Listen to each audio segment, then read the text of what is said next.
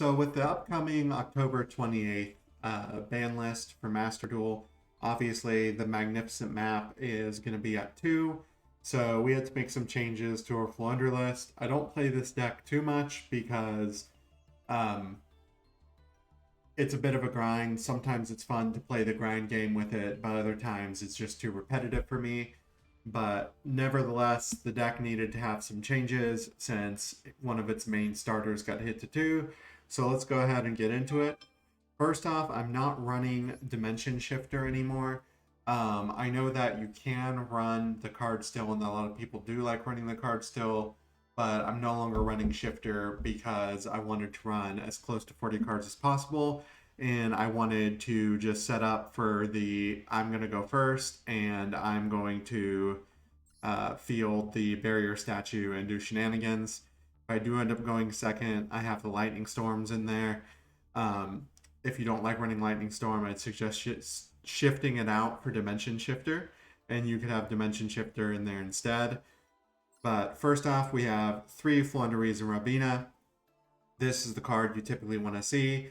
If we leave the field, it's banished. You can only use each of its effects once per turn and cannot special summon the turn you would activate either effect. And this one lets you add 1 level 4 or lower winged beast monster from your deck to your hand. Then after that resolves, and it does have to resolve, you can normal summon 1 winged beast monster. If winged beast monster is normal summoned to the field while this card is banished, you can add this card to your hand. So all the little birds have that. If we leave the field, banish it. And they also have the restriction of you can't special summon during the turn you activate either effect. And they all have that effect of if Winged Beast monster is normal summoned to your side of the field while this card's banished, you can add it to your hand. That's for all the small birds.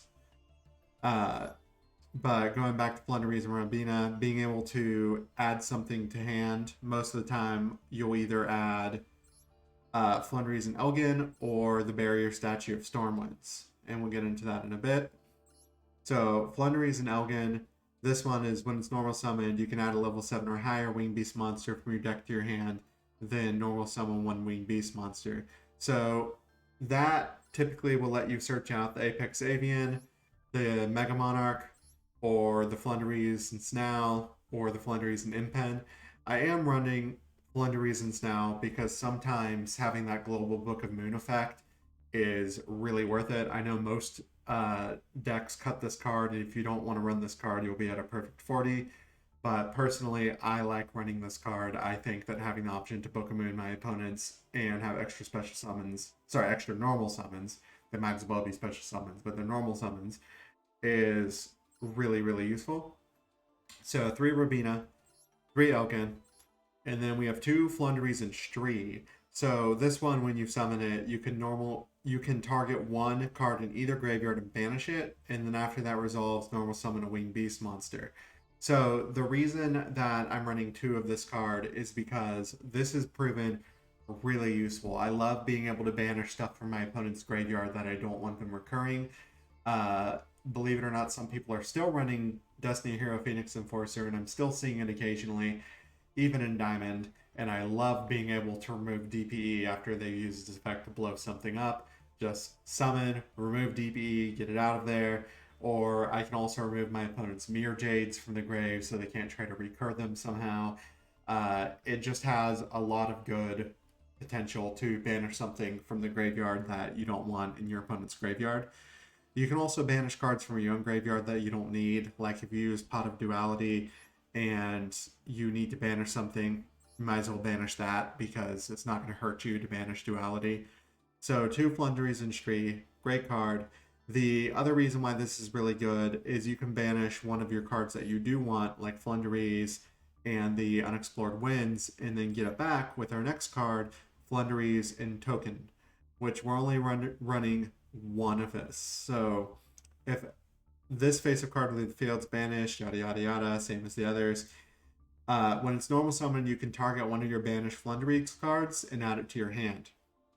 So this is good because it's going to let you recycle the map, it's going to let you recycle the Unexplored Winds, and it's going to let you recycle Floowandereeze in the Dreaming Town. So being able to recycle all of those, really good. Also, you can use Floowandereeze Tree to banish one of the bigger birds, and then use Floowandereeze token to recur that as well. So recycling is good. 2 Ash Blossom and Joyous Spring. Um, you can run 3 if you want. I'm running 2 because it's really important that you get to the small birds. Like you get to one of these 2 starters. So I'm running 2 for consistency. Ash Blossom and Joyous Spring, really good card right now, especially with Branded Fusion running around. Next, we have the 1 Barrier Statue of Stormwinds. So neither player can special summon monsters except wind monsters. I love if I open the map and I open Rabina in the map, that's like the dream to see, and I banish Elgin for the effect to normal summon Rabina and then add Elgin back to hand, I can then search out Barrier Statue of Stormwinds, and then when I normal summon the Elgin, I can search out, most of the time if I'm going first, it'll be Floowandereeze and Impen, and then I can summon the Impen, and then off the Impen I can summon the Barrier Statue. So it's just a really solid combo. And then next we have Mist Valley Apex Avian. So once per chain, when a card or effect is activated, quick effect, you can target 1 Mist Valley card you control, return the target to your hand, and if you do, negate the activation, and if you do, destroy it. This card's good. It's just really good. Like, being able to negate something is great. Being able to play this card again on your opponent's turn, I'll show you how in a little bit, is also really great. Next, we have Rise of the Mega Monarch.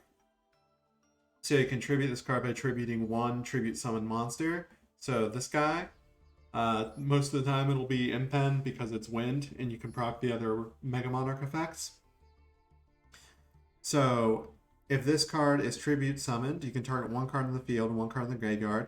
And if this card is tribute summoned by attributing a wind monster, you can target an additional card, place the first targets on the top of the deck in any order, and then return the additional target, if any, to the hand. So you can target 1 card in either graveyard and return it to the hand. You can recur pretty much anything in your grave and return it to the hand that way, which is wonderful. Next, we have Floowandereeze Now. So once per turn, when you control this tribute summon card, you can conduct up to 3 normal summoner sets this turn, not just 1. So why would you want to do this? Let's say you have a bunch of the small birds in hand. You just normal summon them out, and you can go into something like Assembled Nightingale or Rectilial Starling. You could also do things like go into Lionheart, I believe is what it's called. Yeah, it's 3 level 1 monsters. You probably won't, but it would probably make your opponent do a double take if you did. So I'm just wanting to make sure that you know that you do have that option. I'm not running it personally, but you can. So that gives you a little bit more utility right there and lets you actually use your extra. While this tribute summon card is in your monster zone, if your monster attacks a defense position monster, you do piercing damage to your opponent. And then once per opponent's turn, quick effect, you can banish 1 card from your hand, change all special summon monsters your opponent controls to face down defense. That effect is great because like they go to battle phase, you can just be like, okay, Book of Moon time, or they activate Mir Jade's effect. You can just be like, okay, cool, Book of Moon time. You might be banishing something, but all your guys, just put them face down. Next, we have Floowandereeze and Impen. So when this card tribute summoned, you can add a Floowandereeze spell or trap from your deck to your hand. After that resolves, you can normal summon 1 monster. When this tribute summon card is in the monster zone, your opponent cannot activate the effects of special summon monsters they control in attack position. Your opponent can get around this by special summoning in defense. Once per battle during damage calc, if this card battles an opponent's monster, quick effect, you can banish 1 card from your hand. That opponent's monster's current attack and defense become halved until the end of the turn. So pretty good effect protected as well. Then next we have the 1 Nobleman of Crossout. It lets you target a face down monster on the field, destroy that target, and if you do, banish it. Then if it was a flip monster, each player reveals their main deck and banishes all cards from it with that monster's name. You probably won't resolve that effect, but it is really good. And And because we're running the big one, and because we're running 2 Book of Moon, Nolan of Crossout is definitely more live. This card is actually stolen a couple games for me, and it was suggested to me by one of my buddies from locals who recently topped at Nationals. Well, I want to say recently at this point, but who topped at Nationals with this deck. Next, we have the one Terraforming. It's even more important because we can only have 2 copies of Floowandereeze in the Magnificent Map. The ban list goes into effect on the 28th. Next, we have 3 Duality. This card's great for consistency. You don't nearly need to special summon, so that restriction doesn't really hurt you. Basically, this card's just pretty free. Then we have 3 Extravagance because, once again, consistency. 2 Lightning Storm because starting second with this deck can be a pain in the ass. 1 Pot of Prosperity because, once again, consistency. We can only run 1, so we're only going to run 1. 2 Floowandereeze in the Magnificent Map. If this card ever comes back to 3, you should run 3, but because it's at 2, we're only running 2. 1 Floowandereeze in the Unexplored Winds. So you can conduct tribute summons that require 2 tributes by sending 1 monster you control and 1 card your opponent controls to the graveyard. That includes back row. So if they have skill drain or something and you want to get that out of there, you can tribute the skill drain. During your main phase, you can reveal up to 2 winged beast monsters in your hand and place them on the bottom of the deck in any order. Then draw the same number of cards. Great to help you unbrick. You can only use this effect of Unexplored Winds once per turn. Next, we have the 2 Book of Moon. Target a face-up monster on the field, change it to face-down defense position. The reason that you will do this is because sometimes you need to dodge negation effects, like if someone wants to imperm your face-up monster, well, you can put it face down, because now that monster is face down, and that imperm ain't going to do shit. And you will get to resolve your monster effects.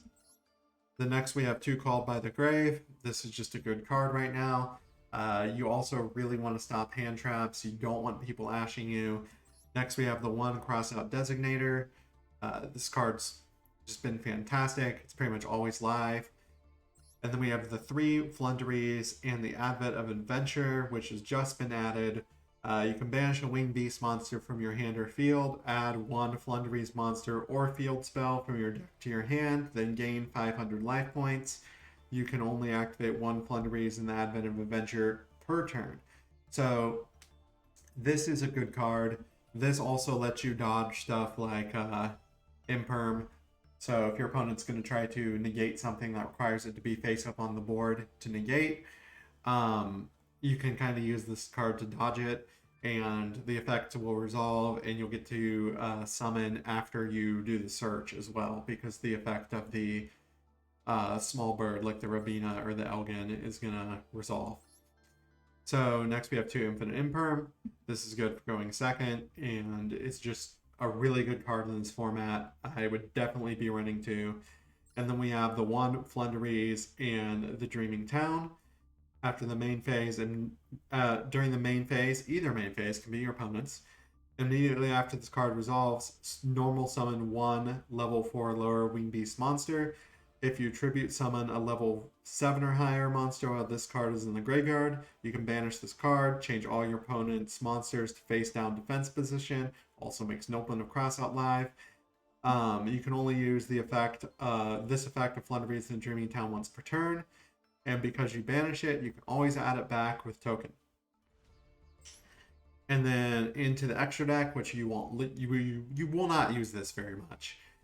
You have the 1 Starling, the 1 Assembled Nightingale, the 1 Kikinashi Fucho, which this card's decent because it's unaffected by other card effects. You can detach 2, and for the rest of the turn, it can't be destroyed with battle, and you take no battle damage from attacks involving it. And the reason that this is useful is because sometimes you don't have the out and you need to sit and wait for the out. This will give you a turn. Next, we have the 1 Downward Magician, the 1 Zeus, the 1 Salmon on Mirage, the 1 Gravity Controller, the 1 Nightmare Cerberus, the 1 Nightmare Phoenix, the 1 Wind the Wind Charmer, the 1 Tri-Brigade, the 1 Nightmare Unicorn, another Tri-Brigade, this one's the other one, 1 Apollosa, and 1 Underworld Goddess. The 1 Underworld Goddess of the Closed World, I actually have resolved with this deck before by using the Floowandereeze and Snarl to normal summon a bunch, and then Link with using one of my opponent's monsters. So that's been pretty great. But yeah, this is the updated list for Floowander. I hope that you guys liked it. If you did, leave a comment or a like down below, and I will see you guys in the next one. Bye bye.